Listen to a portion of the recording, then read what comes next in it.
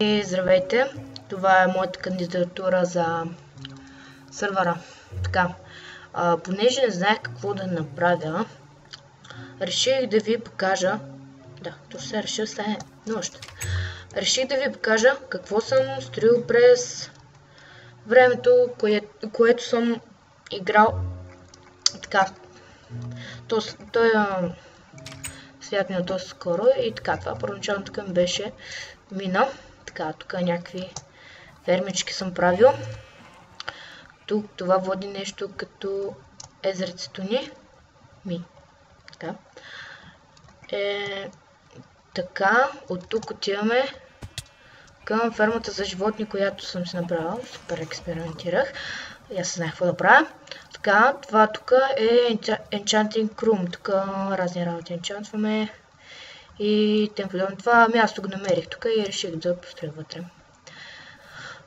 Така, от тук това е моят портал. Така, комента. Така, тук нагоре се качвам към моята къща. Така, да, една обикновена къща. Упс. И тук стигаме до мястото. Това всъщност не знаех какво да го направя и реших да го направя нещо като църква. Та се получи гордо. Да. И сега може да отидем близо. Може да се види. Има жалко цел водата, няма значение. Така.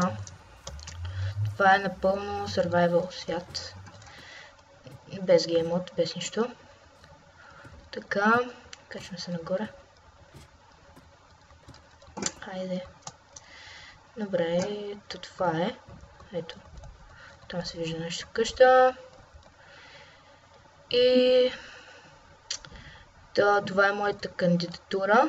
Надявам се да ви е харесала. Сега да отговоря на въпросите, които трябва да отговоря. На 12 години съм. Навърших ги на 17 август. Играя Майнкрафт, може би около 2-3 години. Доколко разбирам Майнкрафт, не чак толкова. По-скоро играя за забавление. И колко често ще влизам в сървъра. Може би от 2 до 3 пъти на ден. Може би ще прекарвам около 2 часа на ден в сървъра. От 1 до 2 часа на ден в сървъра.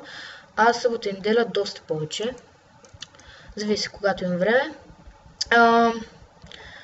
И също, още един въпрос мисля, че имаш. Не съм сигурен. Добре. Да, сетих се. Дали ще снимам сървъра? Да, ще снимам в сървъра. Надявам се. Ако ме приемате, ще снимам. Ако не, то няма как. И надявам се да ви е харесала кандидатурата ми. Това е.